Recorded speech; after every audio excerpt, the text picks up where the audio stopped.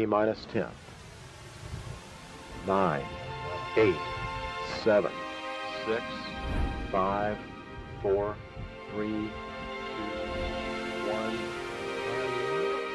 1. Man has charted the stars, leapt into the cosmic unknown that cradles our Earth. Centuries of questioning propelled mankind towards deep exploration. We have seen its skies, touched its heavens. But our gaze has shifted, and now we look to another world, beyond the known and into a desolate desert of night. Or perhaps not so desolate as we once thought. The deep sea is the last great unknown wilderness left. This is the first cradle of civilization, from single-celled organisms to complex beings. On a grander scale, collectively the oceans have fostered life for over 4 billion years. 71% of the Earth is inhabited by the oceans, and yet only 5% has been thoroughly explored. Oceans help shape planet Earth, everything from controlling climate regulation, creating a sustainable food source, contributing to nutrient recycling, and providing us with more than half the oxygen we breathe. To this day, we are still heavily reliant on its offerings. In this series, we will focus on a small section of the map and hone in on the rich Caribbean territory. Exploration of this particular deep began a century ago, led by European scientists in the early 1800s. It remained undisturbed till now.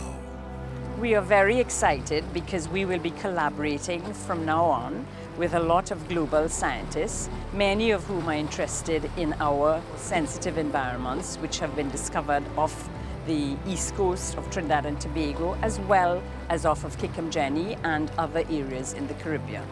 The EV Nautilus is a ship that is very well equipped. It's got high-tech equipment to map the seafloor. I personally pushed for an invitation for them to come to Trinidad and Tobago. This in order to sustain the ecosystem, resources, all those valuable components which we derive from the deep sea environment. The EV Nautilus was built by the Ocean Exploration Trust, which was founded in 2008 by Dr. Robert Ballard, best known for his discovery of RMS Titanic's final resting place. He's also one of National Geographic's explorers in residence. The Caribbean is very special to us for many reasons. That's where our ship is registered. The EV Nautilus is registered in St. Vincent and the Grenadines, which I've been to. I've been to a lot of the islands in the Caribbean. Plus, I've been studying it for a long time. My first time in the Caribbean was actually in my first cruise as a chief scientist, and that was off of the Cayman Islands and Jamaica. So that was special. I will always go back whenever I can. In 2013, during its windward passage, the ship focused its attention on the Atlantic Ocean and the Caribbean Sea Connect. While the 2014 season included dives focusing on the famous Kikamjeni submarine volcano off the coast of Grenada, the journey then concluded off the east coast of Trinidad and Tobago, studying the mud volcanoes deep within the surface. Here, where life is sculpted by extreme and hostile conditions, the core of our Earth formed through submarine volcanoes. So there's always fun when you go to where no one has gone before and you find something you didn't know was there. And that's when it's really exciting. A lot of our Caribbean nationals aren't even aware about the importance of the deep sea environment. In the Caribbean environment, we found lots of marine communities existing, and that means, therefore, we have been able to record greater biodiversity for Trinidad and Tobago. This means that we are adding to the scientific information, and this is why we felt this project was a good idea to engage the younger generation, to engage all who are interested in this area, and to educate our population.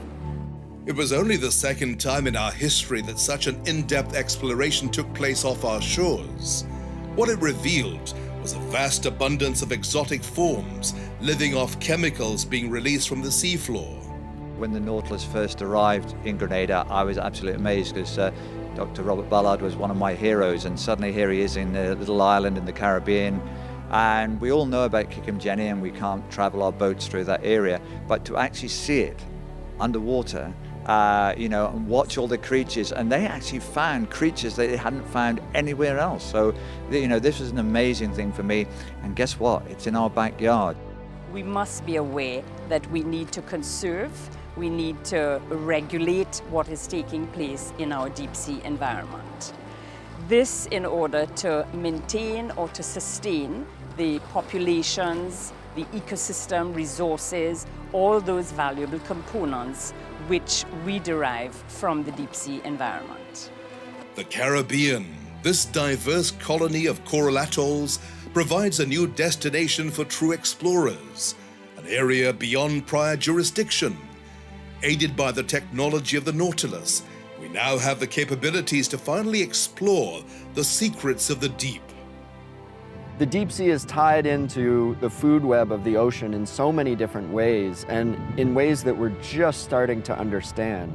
So to see human activity taking place in the deep ocean before we even understand what's happening down there is frightening.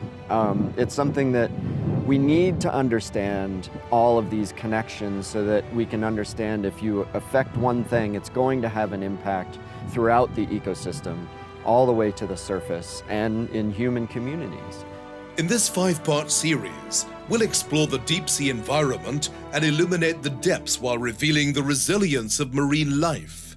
We'll journey to the ecosystems off Trinidad and Tobago's east coast, as well as to the renowned Kikumjeni undersea volcano in Grenada. And we'll showcase the many careers in deep sea exploration. It's time to marvel at the deep sea wonders of the Caribbean. Our expeditions into the Caribbean, particularly in the area where we were, is really just the beginning. There's more unexplored than explored. Think of the Earth as a living creature, and that's what we're studying. We're studying a thing we live on that's actually alive, and your job is to figure out how to live in harmony with it. Life blooms in the darkest of places, in the deepest parts of the Earth, the ocean wild.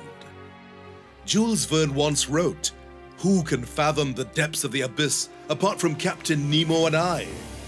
Now with modern technology, we can.